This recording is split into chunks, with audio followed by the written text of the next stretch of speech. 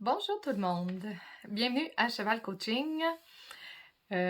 Aujourd'hui, j'aimerais tellement vous parler de comment acheter un cheval, quels sont mes conseils si vous avez l'intention de vous acheter un cheval. J'avais envie de parler de ça suite à la vidéo de la semaine passée où est-ce que je parlais de comment avoir un cheval calme, un cheval aussi calme que ceux de la police montée d'Ottawa, mais ça pourrait être celle de Montréal aussi. Moi, je suis du Canada, mais peut-être vous avez des polices montées aussi dans, dans vos divers endroits, peut-être en France, en Belgique, peu importe. Mais ils ont des chevaux calmes en général, des bons chevaux capables de vivre des choses difficiles. Et puis, sans qu'on ait des chevaux aussi dociles, aussi calmes que ça, comment qu'on fait aussi pour trouver la perle rare? Parce que c'est quand même une des premiers critères qui font qu'on a du plaisir ou pas avec notre cheval, c'est le choix qu'on a fait de notre cheval. Alors, sans plus tarder, j'aimerais ça vous dire qu'il vaut mieux prévenir que guérir. C'est mon premier conseil. Et il est totalement lié à l'achat du cheval. Quand vous faites l'achat d'un cheval, le meilleur, c'est d'acheter un cheval tout prêt pour qu'est-ce que vous voulez faire avec. Alors, si vous achetez un cheval loin de ce que vous désirez, loin de ce que vous rêvez, eh bien, il y a des chances que ça se passe moins bien. Et c'est pour ça que prévenir, c'est mieux prévenir que guérir. C'est mieux prévenir un accident que de vivre avec une jambe cassée, par exemple. Fait qu'allons-y avec mes conseils. Premièrement, quel est votre niveau équestre? Ça a une grande incidence sur le choix du futur cheval que vous allez faire. Pourquoi je dis ça? Ben, je m'explique.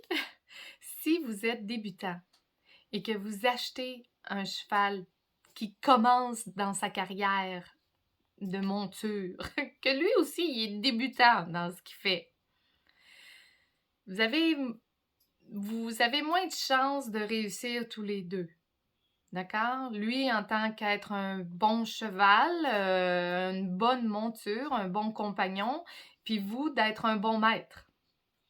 Parce que lui, il vous pardonnera peut-être pas aussi bien qu'un vieux cheval bien éduqué. Ah, j'ai dit un vieux cheval bien éduqué. Oui, parce que ça se peut des vieux chevaux mal éduqués. Ça, c'est comme les gens, ça. Il y a du monde bien élevé, puis il y a du monde mal élevé. Les cheveux gris, ça change rien. Mais ça, c'est un autre sujet, je rentre pas là-dedans. Mais disons, grosso modo, on s'attend d'un cheval âgé d'avoir une meilleure éducation, ce qu'on s'attend pas nécessairement d'un jeune cheval. Alors voilà pourquoi vous devez évaluer votre niveau équestre. Si vous avez besoin d'aide, vous pouvez demander à votre enseignant, vous pouvez demander à vos amis, mais essayez d'aller chercher certains avis autour de vous. OK? Puis prenez pas ça personnel. Des fois, les gens vont vous dire des choses qui vont peut-être vous faire Hi! Tu penses ça de moi? Mais non. Là, je veux pas vous chicaner avec personne. Prenez ce qui vous plaît, puis laissez de côté ce qui vous plaît pas. Mais surtout, essayez d'avoir une évaluation juste de vous-même. Je termine comme ça. Deuxièmement, quelles sont vos ambitions équestres? Alors, on va fouiller dans vos rêves un petit peu. OK? Parce que si vous achetez un cheval, vous avez prévu des choses avec lui. Vous avez peut-être prévu des sorties en randonnée. Vous avez peut-être prévu de participer à quelques concours. Vous avez peut-être prévu l'écurie où est-ce que vous êtes, de prendre des cours de groupe. Bon, c'est important de savoir ce que vous voulez faire avec votre cheval parce que quand vous allez aller en acheter un, faut pas acheter le plus beau là, qu'on a vu, là, ou celui qui était le moins cher. Là. Faut acheter celui avec qui on se croit capable d'accomplir ce que l'on rêve. Si vos ambitions ne vont pas avec votre budget, ben revoyez vos ambitions. Mais quand vous les aurez trouvées, il faut ensuite chercher le cheval correspondant à nos ambitions. Si je devais vous donner un exemple, là. Vous avez l'ambition de dresser vous-même votre cheval. Et vous achetez un cheval qui a 11 ans, qui a fait du rodéo, qui a appartenu à plein de monde, puis tout ce monde-là, ils n'ont jamais réussi à rien faire avec. Puis vous, c'est votre premier cheval que vous allez dresser. C'est pas très bon, non. Si supposons que vous voulez dresser votre cheval vous-même, c'est parce que vous avez un certain niveau équestre, vous pourriez aller vers un poulain. Et là, ce serait justifié d'acheter un jeune cheval. Un jeune cheval correspondant à 1, 2, 3, 4, 5, 6 ans même. L'important à ce moment-là, c'est qu'il n'ait pas été dressé. Mais pas qu'il ait une réputation de fou non plus. Pas pour un premier débourrage dans votre vie à vous. Bon, j'espère que j'ai été claire. Je continue. Ensuite, là, faites un brainstorming du cheval de vos rêves. Là. Le top, top, top. Là. Moi, par exemple, je rêve que mon prochain cheval, qu'il soit gris, qu'il fasse 15 mains 2, poids santé, là, 5,5 de côte de chair. Je veux qu'il ait des sabots qui n'ont pas besoin d'être ferrés. Je veux qu'il ressemble à Spirit, là, un petit peu rebelle, là, mais pas trop. Faites un brainstorming de tout ce que vous rêvez de votre cheval. Puis ensuite, calmez-vous, laissez ça reposer, puis faites-vous une petite liste là, de qu'est-ce qui compte le plus en premier. OK? Bien, si c'est la couleur, c'est la couleur. Si c'est le prix, c'est le prix. Des fois aussi, le budget, c'est un sujet super à part. Là. On peut pas. Mais disons, tout ce que vous considérez comme important chez votre futur cheval, écrivez-le, mais faites des priorités. OK? Parce que des fois, quand on est rendu sur le terrain à chercher notre cheval, puis ça fait plus qu'1 an qu'on le cherche, là, des fois, c'est plus grave s'il n'est pas gris. c'est ça que je veux dire. Fait que si vous savez exactement ce qui vous tient le plus à cœur et ce que vous êtes prêt à abandonner, ça va peut-être vous éviter beaucoup de visites dans beaucoup d'écuries puis beaucoup de pertes de temps. Fait que ça, je pense que c'est un exercice qui peut être à votre profit. Ensuite, quelque chose quand même d'assez important parce que je l'abordais dans ma vidéo précédente. L'environnement où est-ce que vit le cheval que vous prévoyez acheter est important. Et cette fois-ci, il doit y avoir une concordance, je vous le souhaite, entre l'habitat où est-ce qu'il est maintenant et où est-ce qu'il va aller quand vous l'aurez acheté. Par exemple, si où est-ce que vous visitez votre cheval, le cheval habite dans une écurie qui a la même routine que celle où est-ce qu'il s'en va, votre écurie de passion. C'est-à-dire, il y a 4 repas par jour de servis. Il passe plus de 12 heures en liberté dehors avec d'autres congénères. Qu'est-ce qu'il pourrait y avoir aussi? Il y a de la vie dans l'écurie de 8 heures le matin jusqu'à 20 heures le soir. Toute cette routine-là, si elle se retrouve encore à la prochaine écurie, c'est top, top, top. OK?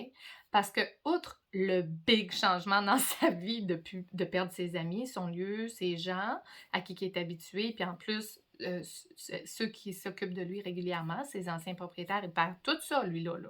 C'est fini. Du jour au lendemain, il ne sait pas pourquoi il est embarqué dans un trailer. Il arrive à une autre place. Et imaginez que l'autre place, là, il est dehors 24 heures sur 24, pas d'abri, avec d'autres chevaux, full méchant contre lui, parce que c'est ça qui va arriver, il arrive. C'est au début. OK? Bien, ça risque de ressembler beaucoup à un cauchemar. Faut penser à ça. OK? Puis là, ben, c'est sûr que c'est difficile de faire des transitions. Alors, si vous trouvez un cheval qui vit la même chose, où est-ce que vous l'achetez, puis que ça va être la même chose, ou que ça ressemble, où est-ce qu'il s'en va chez vous, par exemple, il arrive chez vous, puis l'écurie de pension, ben, il passe juste 3-4 heures dehors au lieu de 12 heures. Ben, il va avoir une petite réaction, mais ça va être moins pire que 24 heures sur 24 dehors, pas d'abri, pas d'amis. Bon, je pense qu'on se comprend. Mais ça l'aide beaucoup de partir de quelque part, d'arriver à un autre endroit où est-ce qu'il retrouve des repères.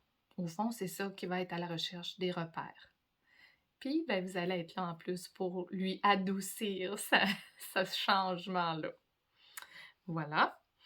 Et une autre chose que je voulais vous faire penser, là, c'est que vous allez visiter des chevaux. Puis il y a des endroits où vous allez arriver, là, puis vous allez faire «Oh my God, qu'est-ce que je fais ici? Devrais-tu m'en aller? OK. Oui, allez-vous-en. Si vous vous sentez pas bien, allez-vous-en, c'est clair. Puis il y a des endroits où est-ce que vous allez arriver, là, vous auriez le goût d'être amis avec les éleveurs, amis avec les propriétaires du cheval, toute fit, là. La fille, elle a une selle qui ressemble à la vôtre, elle est douce, elle s'occupe du cheval, elle a suivi ses niveaux Parelli, tu sais, elle tripe comme vous. Puis là, vous voyez que ça pourrait être votre ami. Ben, il y a des bonnes chances que ça aille vraiment bien avec le cheval. OK? Fait que si vous sentez ça, et non pas quelqu'un qui est un bon vendeur, là, je parle vraiment de voir les petites habitudes de la personne. Tu sais, votre auto est propre, vous faites attention à votre auto. Vous voyez, elle, la personne qui vous vend le cheval, sa voiture est soignée, son équipement est soigné. Vous voyez ce que je veux dire, là? Des choses qui se ressemblent. Alors, pas juste des beaux parleurs, des gens qui ont le temps de parler, qui vous font croire là, qu'ils deviennent vos amis, là, mais vraiment des choses que vous avez en commun. À cœur, d'ailleurs.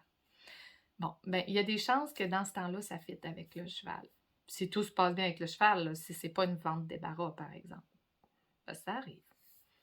Alors, c'est déjà un bon signe si la personne chez qui vous êtes, ça pourrait être votre ami. Et pour finir, j'y vais d'un dernier conseil.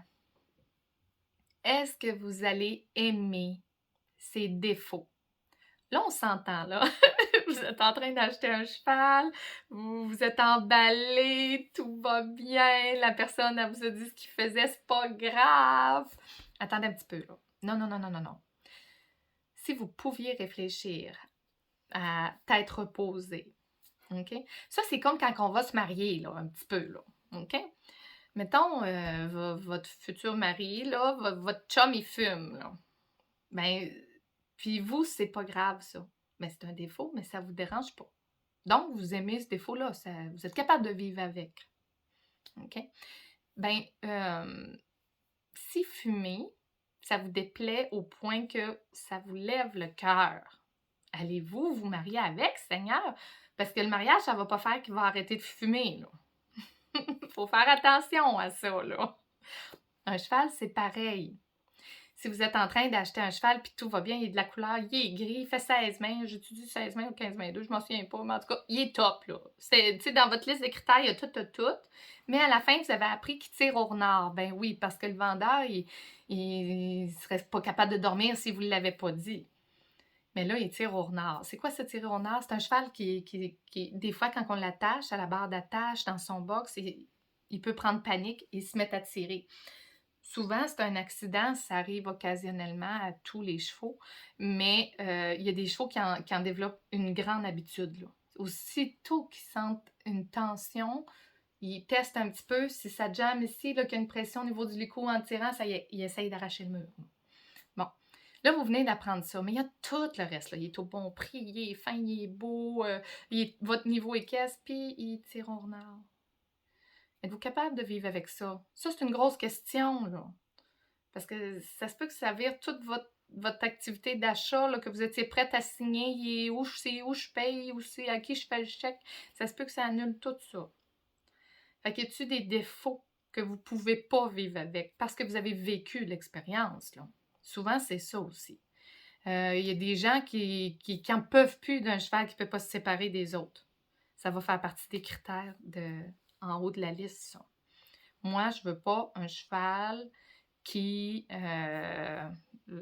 tire au nord. Je veux pas un cheval qui n'accepte pas d'être séparé de d'autres chevaux. Bon. Tout ce qui est dans les pires défauts que vous pouvez pas, là, ça devrait être dans le top de votre liste, ça. Je vous le conseille. Je vous le conseille. Bon. Suite à cela, j'espère que j'ai pas gâché votre future expérience d'achat. Mais comme j'en avais acheté beaucoup de chevaux dans ma vie, j'ai dû en acheter au moins une cinquantaine. Parce que anciennement, je commerçais des chevaux. J'aimais ça. Mon père admirait les maquillons. à l'époque.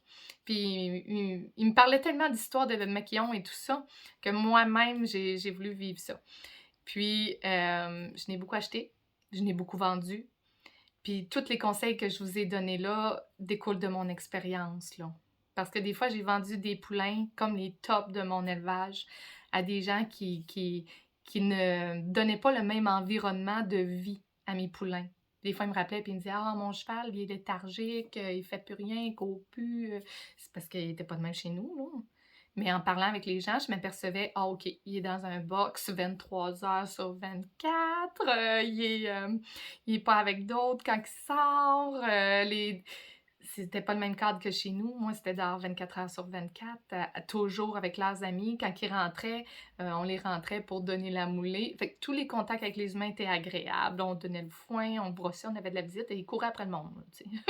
Fait que, alors, puis, il y a d'autres gens aussi que j'ai vu acheter, vendre, acheter, vendre, acheter, vendre. Parce que dans le fond, ils n'amélioraient pas leur propre niveau équestre. Alors, c'était pas de leur faute, c'était de la faute du cheval. Fait qu'ils vendaient toujours le cheval. Fait que c'est pour ça que c'est bon de connaître votre niveau équestre. Alors, je m'arrête parce que je radote en ce moment, puis c'est pas bon ça. Fait que sur ce, on se revoit mercredi prochain, mais pas... Oh non, j'ai dit mercredi prochain, mais c'est mercredi dans 2 semaines! On se revoit mercredi dans 2 semaines sur un autre sujet. Vous savez, je suis passionnée des chevaux. Je vais vous trouver d'autres choses à propos des chevaux. Puis, si jamais vous avez des questions, vous avez des sujets que vous aimeriez que j'aborde plus en profondeur, hey, ça me fait vraiment plaisir. Demandez-moi-le et écrivez-moi-le. Vous pouvez me rejoindre soit dans les commentaires, mais aussi par courriel fortinheidi30 FORTIN HEIDI 30 à commercial gmail.com. Vous pouvez me rejoindre comme ça. Et je vous souhaite une bonne semaine et un bon mercredi. Au revoir!